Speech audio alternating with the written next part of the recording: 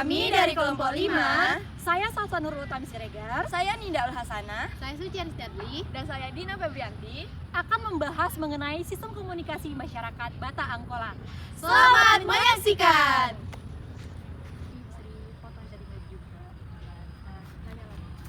Sal, aku mau nanya nih, kamu kan orang Batak ya? Ah iya. Gimana sih cara komunikasi orang Batak itu? Iya loh, apalagi kan masyarakat Batak itu terkenal tegas logatnya sama kasar. Apa nggak sakit hati tuh? Nah, hubungan sama komunikasi dengan adat istiadatnya itu apa? Tunggu. Banyak kali loh pertanyaan kalian. Satu-satu. Tadi pertanyaan Ninda, di mana sistem komunikasinya? Kalau pertanyaan Suci tadi, karena logatnya yang terkenal tegas dan kasar itu apa nggak sakit hati kan? Terus tadi Dina, apakah ada hubungan sistem komunikasinya sama adat istiadatnya? Nah, biar aku jawab ya. Pertama, kalian harus tahu dulu kalau suku Batak itu juga berbagai macam jenis, bukan cuma satu jenis.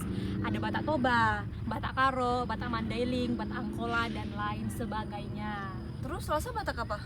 Nah, kalau aku Batak Angkola. Batak Angkola ini berdomisili di Tapanuli Selatan, Padang Lawas Utara, dan kota Padang Sidimpuan. Aku kan orang Sidimpuan nih, jadi udah jelas lah aku orang Batak Angkola.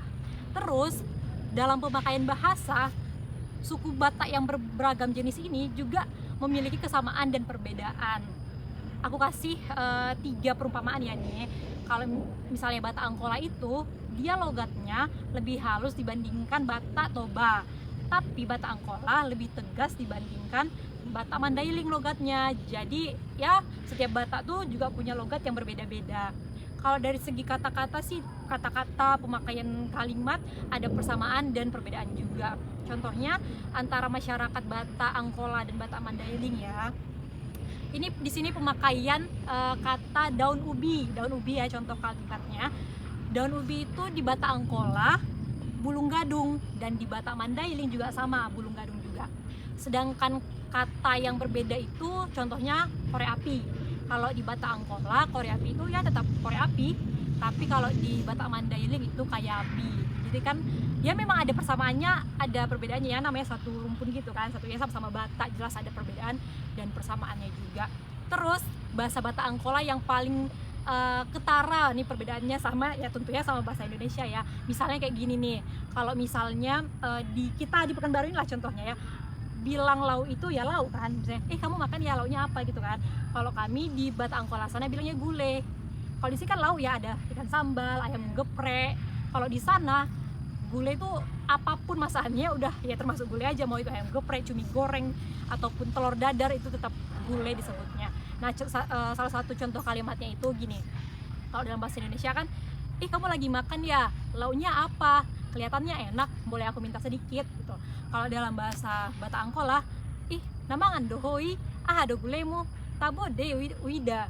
Kalau ada bangi do sautik gitu kan. Jadi gulai itu emang udah termasuk keseluruhan lau, jadi begitulah kira-kira jenis bahasa Batak Angkola. Nah, biar pertanyaan-pertanyaan kalian itu terjawab secara spesifik, secara rinci, dengarlah penjelasanku ini ya.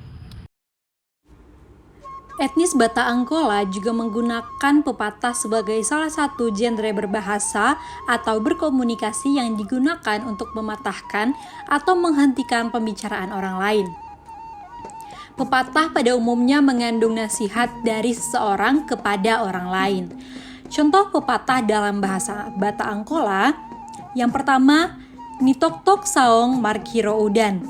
Dalam bahasa Indonesia, pepatah ini adalah sediakan payung sebelum hujan. Pepatah ini memiliki makna menunjukkan kesiapsiagaan mengantisipasi suatu keadaan. Dalam budaya Batak Angkola, keadaan semacam ini disimbolkan dengan saung atau sejenis daun lebar yang digunakan untuk payung jika hujan. Sedangkan dalam budaya Indonesia disimbolkan dengan payung yang fungsinya sama dengan saung. Contoh yang kedua, gagak songon eme na lambang. Dalam bahasa Indonesia, pepatah ini adalah air beriak tanda tak dalam. Maknanya, orang yang suka membual. Dalam budaya Batak Angkola, orang semacam itu disimbolkan dengan eme na lambang, sedangkan dalam budaya Indonesia disimbolkan dengan tong kosong. Nah, setelah membahas bahasa, kita beralih ke sistem sosial masyarakat Bata Angkola.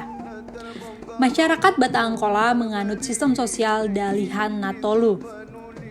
Dalihan Natolu adalah nilai budaya, gagasan prima dari penciptanya yang menjadi sumber atau orientasi dari sikap dan tingkah laku suku Bata Angkola di dalam kehidupannya pada hubungan bersosial budaya.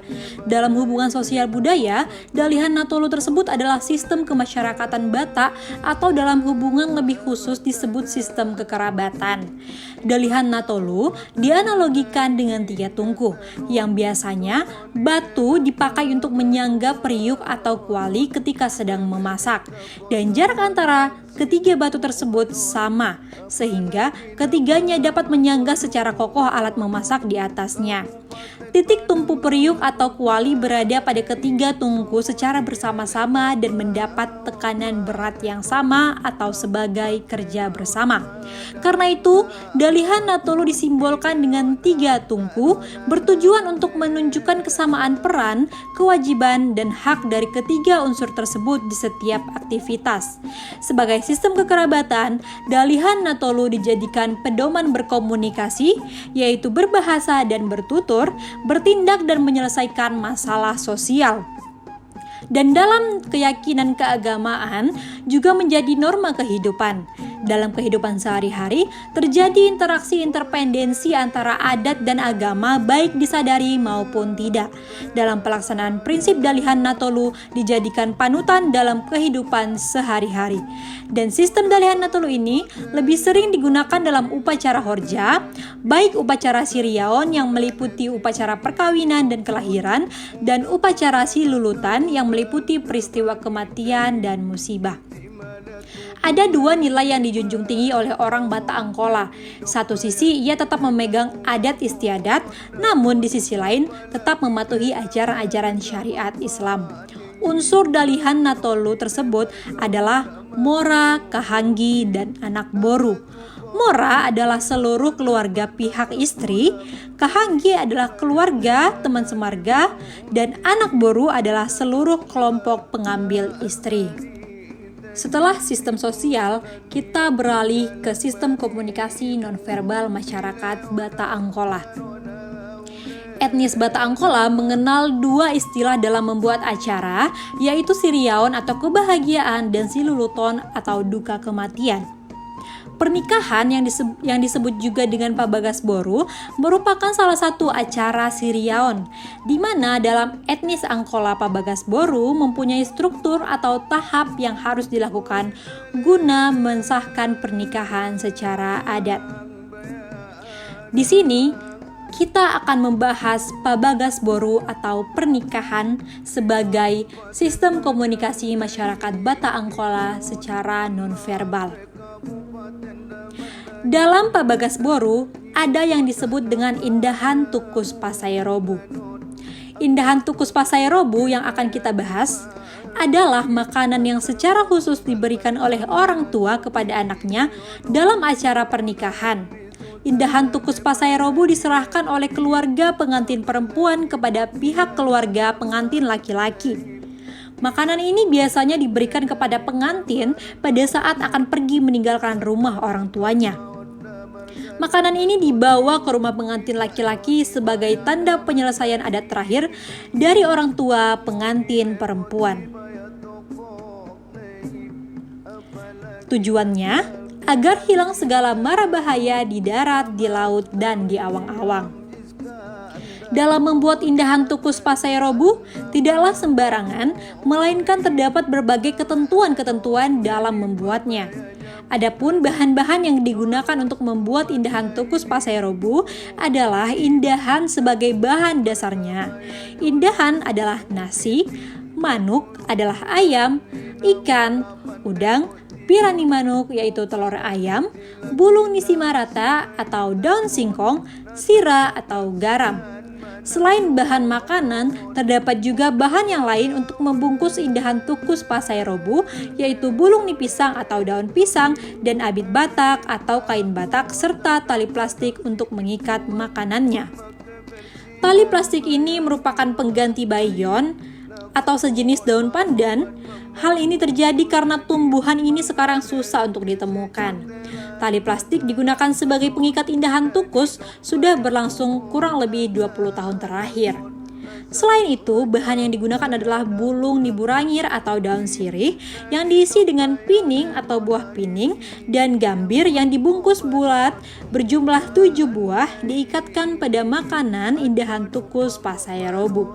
Kemudian terdapat beberapa jagar-jagar atau hiasan yang berasal dari berbagai jenis tanaman yang digunakan untuk menghiasi makanan tersebut, yaitu bulung nitorop atau daun terap, bulung niharuaya atau daun pohon beringin, sanggar atau pimping, ria-ria sejenis rerumputan, sikoru, jali, dan rumput padang togu sejenis rerumputan.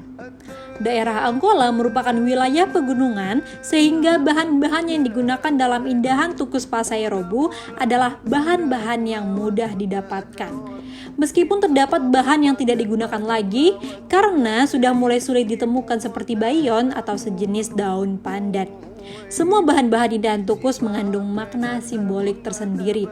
Makna simbolik inilah yang menjadi alat komunikasi nonverbal masyarakat Batak Angkola. Indahan tukus mengandung makna simbolik berupa doa-doa yang baik untuk kedua pengantin. Semua makanan di dalamnya mengandung lambang permohonan kepada Yang Maha Pencipta agar tondi dan badan yang disuguhi upa-upa senantiasa sehat, tegar, dan kuat, serta dianugerahi anak dohot boru. Sebelum indahan tukus Pasayarobu dimakan, akan disampaikan kepada kedua pengantin nasihat-nasihat atau dihobarkon berupa makna dari semua bahan-bahan yang terkandung dalam indahan tukus Pasayarobu, mulai dari nasi, hiasan, dan pembungkusnya. Bahan-bahan dalam pembuatan makanan ini harus lengkap sesuai dengan ketentuan adat. Terdapat pula ketentuan dalam membuat dan memasaknya. Siogianya yang memasak dan mencari bahan-bahan utama dari indahan tukus harus dari pihak anak boru atau keluarga dari pengantin perempuan yang memiliki posisi adat yang setara dengan keluarga pihak pengantin laki-laki. Akan tetapi, telah terjadi beberapa pergeseran adat antara yang dulu dengan sekarang. Adapun salah satu pergeserannya yaitu yang memasak dan yang membuat indahan tukus tidak mesti dari pihak anak boru, melainkan siapa saja yang terbiasa membuat dan memasak indahan tukus. Hal ini terjadi sekitar 5 tahun terakhir. Pergeseran berikutnya, jenis ikan yang digunakan adalah ikan mas, sementara dahulu ikan yang dipakai adalah ikan merah. Seiring berkembangnya zaman, ikan ini tidak lagi dipakai karena sudah sulit menemukannya. Pergeseran lainnya adalah pengikat yang digunakan pada zaman dahulu itu adalah bayon, yaitu sejenis daun pandan. Karena sudah sulit ditemukan, bayon diganti dengan tali plastik. Indahan tukus Pasayarobu berbeda dengan indahan atau nasi lainnya. Indahan merupakan kebutuhan manusia yang paling primer yang dimakan setiap harinya. Sedangkan indahan tukus Pasayarobu ini hanya dibuat pada pernikahan saja dengan makna simbolik yang terkandung di dalamnya. Indahan tukus Pasayarobu adalah warisan leluhur yang sampai saat ini diulang-ulang. Makanan indahan tukus Pasayarobu ini tetap dipertahankan sebagai kearifan lokal dari zaman dahulu sampai sekarang sebagai simbol serta sebagai keunikan budaya etnis Angkola. Dalam etnis Batak Angkola memiliki adat atau tingkat upacara perkawinan yang berbeda-beda. Yang pertama, upacara adat Namenek atau upacara secara kecil atau sederhana. Kedua, upacara Pakupangi atau upacara menengah atau pertengahan. Dan yang ketiga, upacara adat Nagodang atau upacara adat paling besar. Kita akan sedikit membahas mengenai pelaksanaan adat Nagodang. Dalam pelaksanaan upacara adat Nagodang, ada beberapa tahapan yang harus dilaksanakan, yaitu yang pertama, martahi atau musyawarah secara adat sebanyak 3 kali, upacara makobar atau pinangan guna dijadikan istri, selanjutnya upacara pabuat boruh, yaitu mengambil pengantin perempuan, yang keempat upacara panaikon gondang, yaitu menaikkan seperangkat gendang. Selanjutnya yang kelima upacara manipolkon kosa. Manipolkon artinya memotong atau mematahkan. Hosa artinya nyawa. Manipolkon hosa artinya menyembelih kerbau serta diiringi dengan gendang. Yang keenam, upacara penyambutan indahan tukus pasayarobu artinya makanan yang dibungkus dan dibuat oleh pihak perempuan atau mora yang baru untuk diserahkan kepada pihak pengantin laki-laki. Ini juga diiringi dengan gondang dan tortor suhut sihabolonan. Yang ketujuh, upacara maralokalok, yaitu perbincangan atau musyawarah tentang pembagian tugas dan teknik pelaksanaan upacara adat Nagodang pada hari puncak upacara perkawinan. Yang kedelapan, gondang dan tortor adat. Setiap penampilan gondang disertai dengan tortornya kecuali gondang mula-mula atau pembukaan dan gondang susur atau penutup. Dalam penampilan gondang dan tortor ini pun mempunyai aturan tertentu serta urutan tertentu. Kemudian, yang terakhir ada upacara mata nikarejo, artinya puncak upacara. Dalam pelaksanaan upacara adat perkawinan, bata angkola tidak lengkap rasanya jika tidak diiringi dengan onang-onang. Onang-onang merupakan salah satu komunikasi verbal masyarakat Bata Angkola. Onang-onang tidak dapat diartikan secara harfiah, namun beberapa sumber mengatakan bahwa asal kata onang adalah inang yang artinya ibu. Menurut informasi yang diperoleh dari Pangeran Ritonga, kisah terjadinya onang-onang adalah sebagai berikut.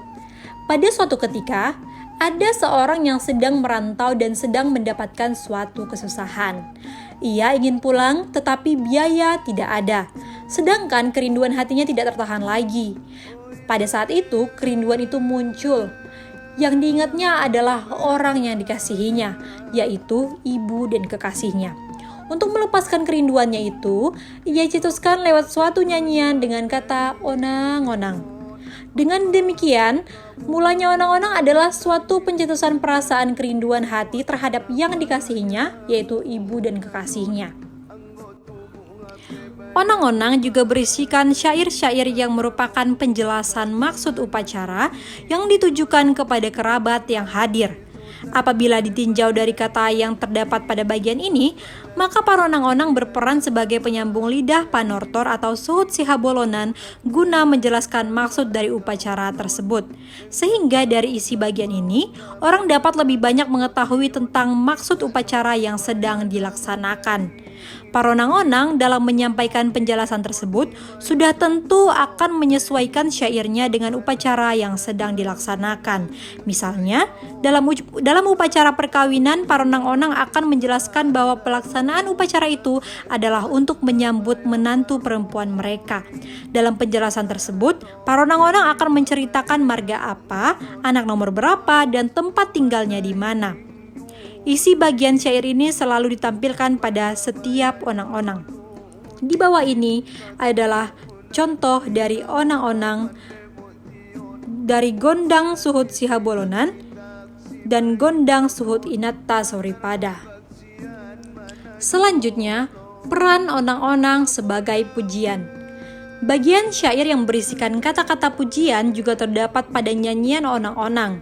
Isi pujian ini ditujukan kepada setiap yang manortor.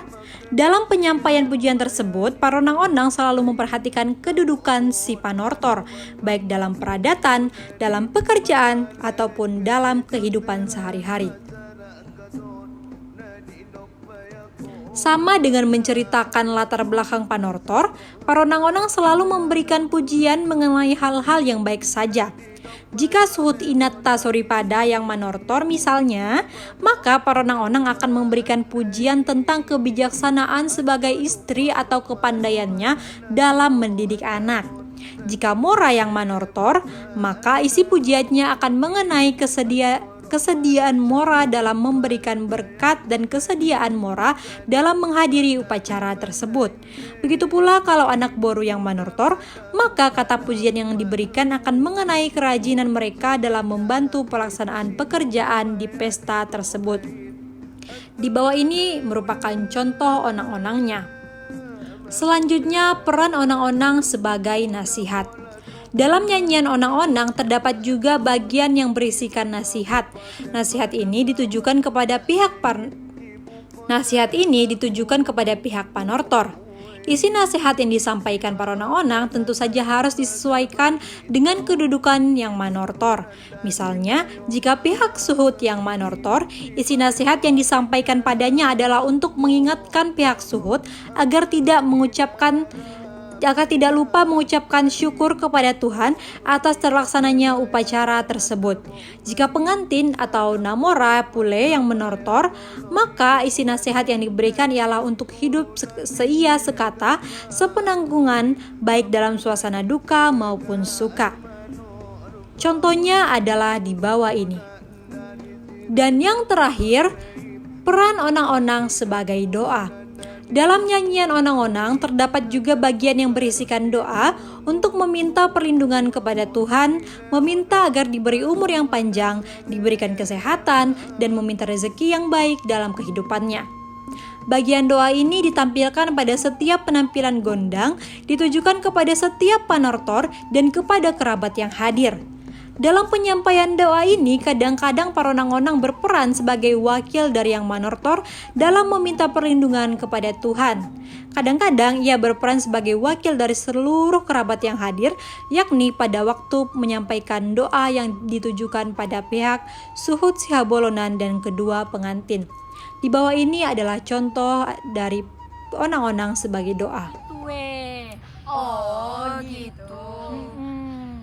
Nah, itu tadi sistem komunikasi masyarakat Angkola. Ternyata Batak itu cuma tidak hanya satu jenis, tapi banyak. Dan kita pun tahu nih, masyarakat Batak tuh bukannya kasar tetapi tegas.